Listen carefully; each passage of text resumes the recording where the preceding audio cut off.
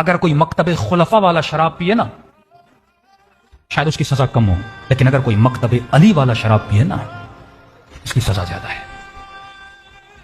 اگر کوئی امیر شام کا ماننے والا جا کے زنا کرے نا عالم برزخ میں شاید اس کی سزا کم ہو، لیکن اگر کوئی علی کا ماننے والا نامحرموں سے تعلق بنائے نا اس کی سزا بہت زیادہ ہے، کیونکہ تو نے کربلا دیکھی ہے، تو نے اکبر کے سینے میں برچھی کا لگنا سنا ہے، تجھے پتا ہے 4 سال کی بچی نے تماچے کھائے تھے۔ کربلا کو مذاق نہ بنایا کرو، یہ واقعہ نہیں ہے، کوئی فلم کی سٹوری نہیں ہے کہ ہر سال ریپیٹڈلی سنو گے رو گے چلے جاؤ گے، نہیں۔ زمین پہ کوئی حسین تھا اور حسین جیسے مولا کی قربانی دی جا رہی ہے۔ کیوں دی جا رہی ہے؟